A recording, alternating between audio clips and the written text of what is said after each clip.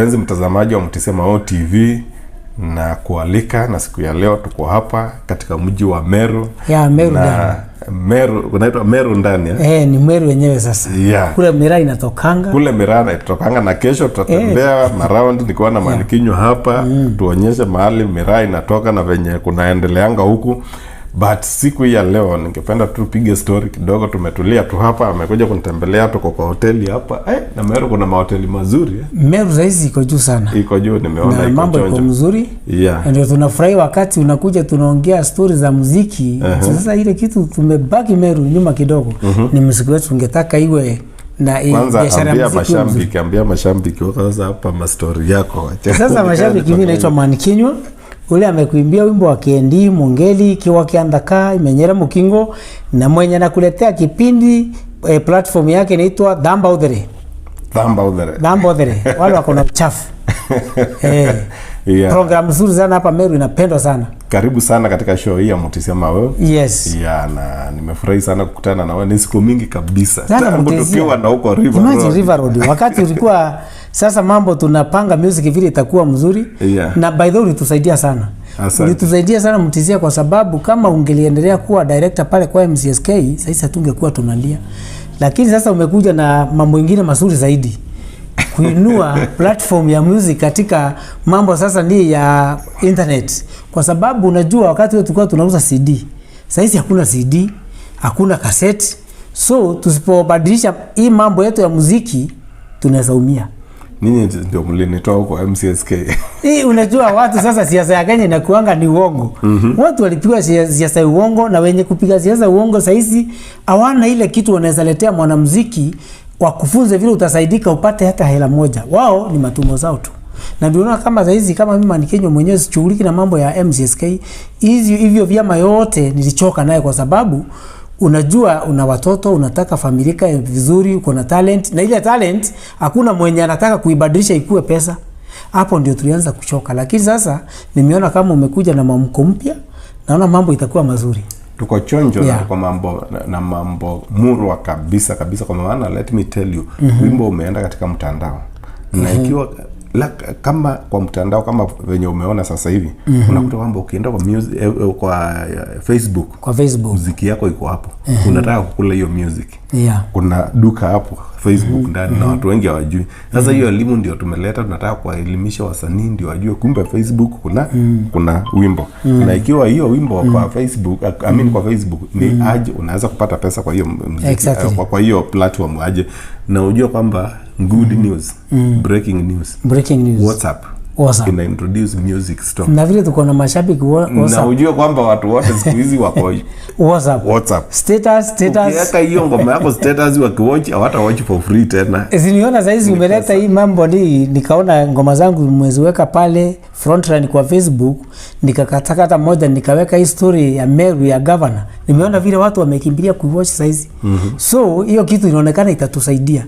Manake hatukuwa tunajua kuna ujanja wa kukatakata ngoma alafu unaweka mahali unataka watu wasikie. Unakatakata unaweka hapo. Hiyo kitu ni mzuri. Hiyo ni YouTube kwa mashabiki wale ambao pengine wanajua wako na content ama wako na YouTube channel, wako na music ama nini. Exactly. Let me tell you, YouTube ngoma moja unaweza kuikulia na uuze mara mingi sana, kwa sababu nitafanya ka demonstration naonyesha hapa kwamba YouTube kama tuseme ile wimbo wako ya Kendi release lini.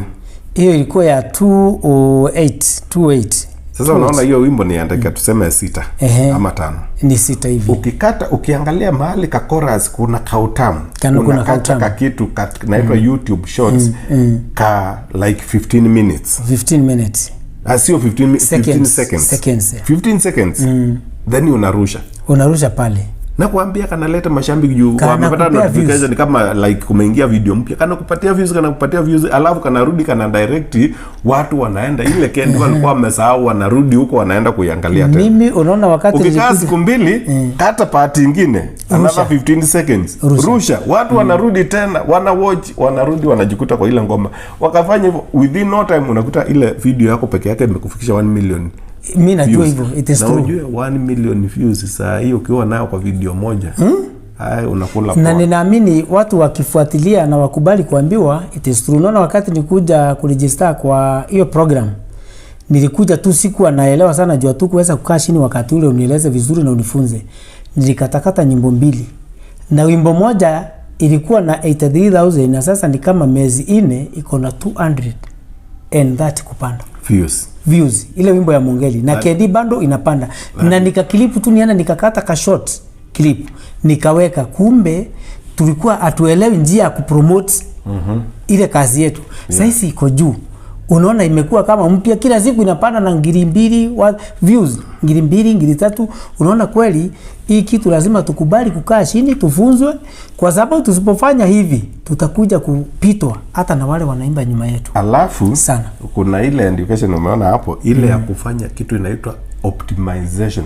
Optimization ile ku-optimize channel yako kiasi ya kwamba hiyo channel unakuta kwamba umeset such that tuseme mtu anatafuta kitu ya Kimeru, umeweka hiyo ngoma yako kwa playlist alongside zile nyimbo zingine za Kimeru za kina Kamano za kina Nati Mwalimu na nini, una playlist ya Meru Benga unakaa tena unasema playlist nyingine ya Meru Finest.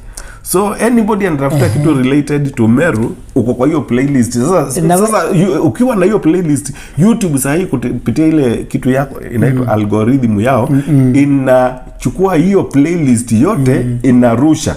Mtu akifungua ngoma moja inamletea hii playlist nyingine yote. Na sasa wewe views zinatokea hapo. Sasa kiano yako italipuka. Unajua umetaja hiyo nikakumbuka pale kwa YouTube kuna watu siku hizi wanajiita DJ.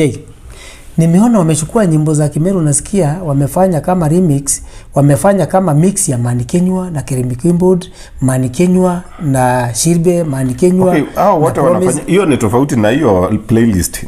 Hii playlist ni wewe mwenyewe utaselect hiyo, ukisave kuta kwamba imeunda playlist za. Lakini sasa hii nyingine mix ya DJ, mix ya DJ ni wajanja, wanawakulea bila kujua. Unajua nimechukua Kendi na nimekata na nimemix na ingine kukuta kwamba ngoma yangu ikiendelea ingine inakuja imemixiwa hivyo, imechanganya ile algorithm ya YouTube. Sasa hiyo nyimbo uwezi kuclaim sasa wewe.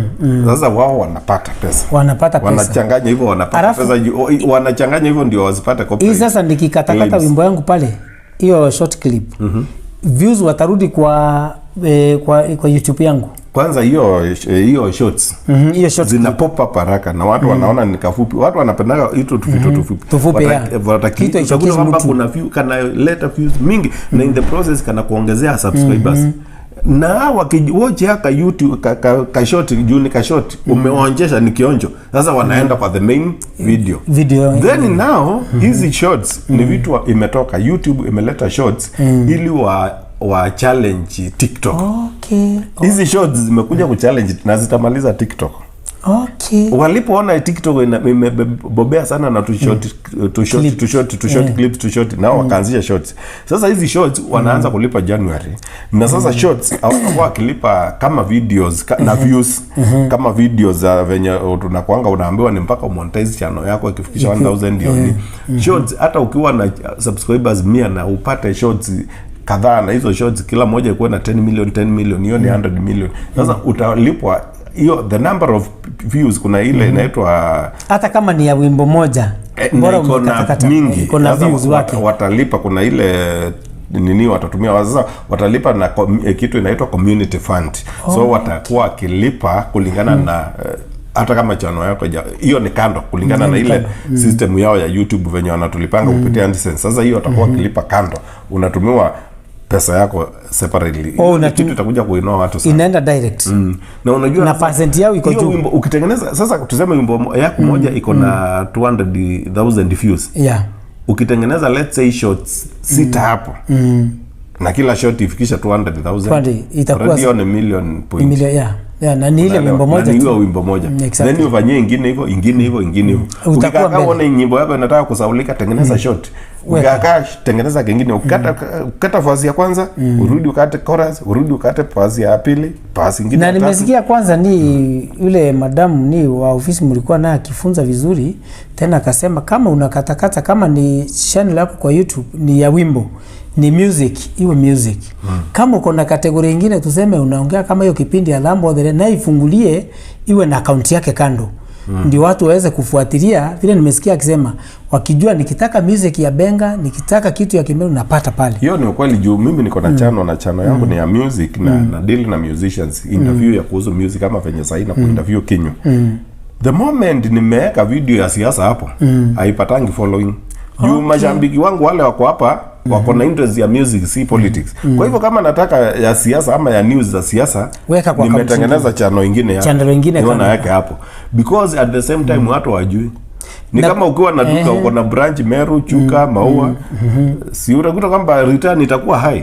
Because Meru ikikuletea 1500 leo, Chuka ikuletea 3, Makutano ikuletea 2, at the end of the day uko na kufungua channel ni bure. Kuweka content ni bure. Ni kweli ulinichanua juu hata sasa hizo elimu sasa ndio tunafundisha. Nataka kufundisha artist kiasi ya kwamba sasa wewe ni Manikinywa. Naonanga saa ingine huko kwa mitandao unapiga unateta na nini na nini. Hizo za mambo unafanyanga ingine kando na music. Weka kwa channel yake na uconcentrate nayo hivyo, na urudi hii ya music uconcentrate na hivyo. Hii weka mahali kuna, na pia tuseme umeenda kuperform live. Make sure uko na mtu wa kamera, hata kama uko na simu iko na kamera poa, akuchukue kitu mzuri.